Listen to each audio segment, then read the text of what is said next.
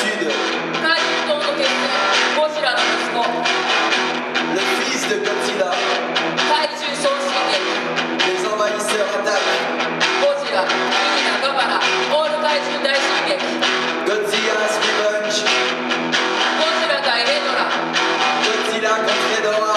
地球攻撃命令ゴジラ対ガイガン Godzilla contre Gigan. ゴジラ対メガロ Godzilla contre Megalon. ゴジラ対メカゴジラ Godzilla contre Mechagodzilla. メカゴジラの逆襲 Mechagodzilla contre-attaque.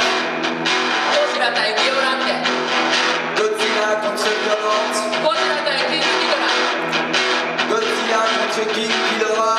ゴジラ対モスラ Godzilla contre Mothra.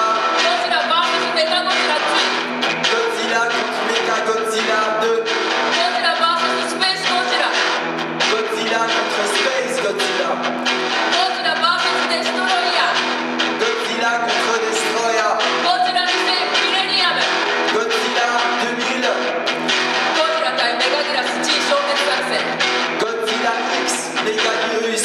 ゴジラ、モスラ、キングギドラ大怪獣総攻撃 Godzilla, Mothra, King Ghidorah, Giant Monsters, All Out Attack. ゴジラ対メカゴジラ Godzilla X Mechagodzilla. ゴジラ対モスラ対メカゴジラ東京 SOS Godzilla, Mothra, Mechagodzilla, Tokyo ゴ SOS. ジラファイナルウォーズ Godzilla Final Wars.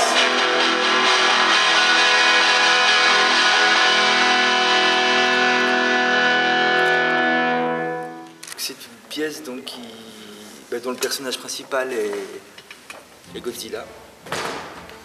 Voilà, puisque Daikaiju Eiga, en fait, ça signifie film de monstre japonais, et le premier du genre, enfin le premier qui a initié les films de monstres, c'était le Godzilla d'Ishiro Honda, 1954.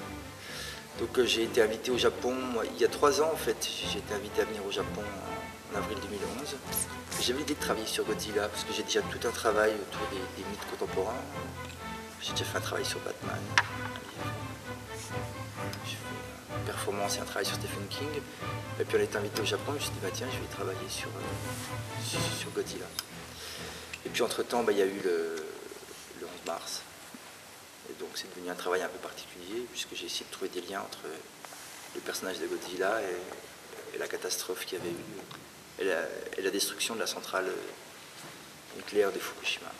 Voilà, après Hiroshima et Nagasaki, ça recommence. Alors, Godzilla en capte la radioactivité et son souffle devient atomique.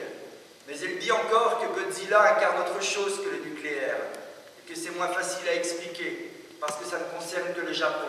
Ce sont les tremblements de terre. Travailler avec les Japonais sur Godzilla, ça a été assez facile dans la mesure où ceux qui connaissaient bien Godzilla étaient très contents d'en parler avec moi parce qu'ils en avaient assez de cette culture kawaii, Hello Kitty, j'en passe. Alors j'ai rencontré un chercheur japonais, le professeur Kato, qui m'expliquait, qui a écrit un article d'ailleurs de Godzilla à Hello Kitty, qui explique très bien dans son papier, un article qui est sorti dans une revue américaine, comment la société japonaise finalement a complètement sombré dans le kawaii au détriment justement d'un personnage comme Godzilla qui est une sorte de protecteur, qui incarne en tout cas une forme de protection, même si, voilà. Et donc pour les gens informés et qui connaissent bien Godzilla, ça les intéressait. Tout à coup, ils avaient quelqu'un qui s'intéressait pour eux à un personnage qui avait disparu depuis longtemps, en raison des tendances et de la mode. Et puis pour ceux, par contre, qui ne connaissaient pas Godzilla, donc ça a été assez facile. Enfin, ils le connaissaient de nom uniquement.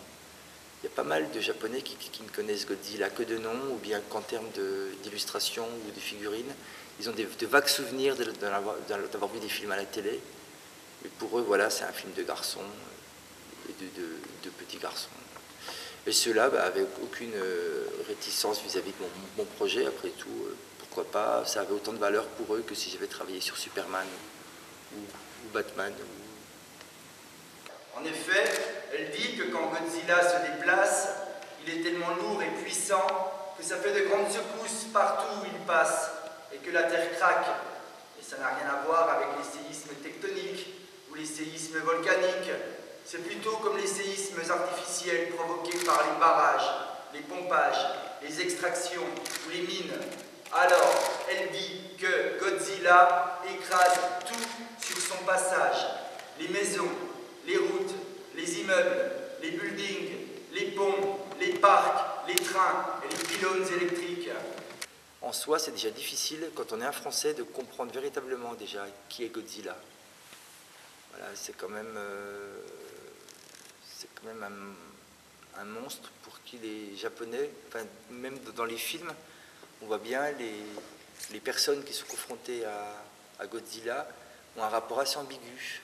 Ils sont à la fois intrigués par Godzilla, en même temps ils en ont peur, en même temps ils l'aiment, ils le regrettent quand à la fin des films il meurt ou il disparaît, ou il y a une forme de tendresse vis-à-vis de Godzilla. Donc c'est tout le rapport des Japonais, enfin des Orientaux en tout cas, au monstre. Donc le monstre pour eux participe de la réalité du monde. Tandis que pour nous, en France et en Occident, le monstre c'est vraiment l'exception laide, grossière, en tout cas un dérèglement de la nature, le monstre. Donc ça c'est une première chose qui a été assez difficile à régler, c'était la question de Godzilla en tant que monstre, voilà ce que ça voulait dire déjà. Et j'ai trouvé ça assez compliqué. J'avais pour projet donc d'aller à Hiroshima pour faire le lien avec Godzilla. Ça c'était le but. Et puis après le 11 mars, eh bien voilà, le lien avec Fukushima s'est imposé de soi, en sachant qu'effectivement, comme je le dis dans la pièce, puis comme je dis dans le livre aussi, peut-être que, comme je l'ai dit tout à l'heure aussi, mais je le répète encore, c'est que la catastrophe de Fukushima, voilà, c'est suite à une catastrophe naturelle, et ça concerne l'énergie civile. Contrairement à Hiroshima et Nagasaki, qui était un programme militaire qui visait donc à annihiler quand même deux villes avec leur population à l'époque, à la fin de la Seconde Guerre mondiale, pour faire perdre la guerre aux Japonais.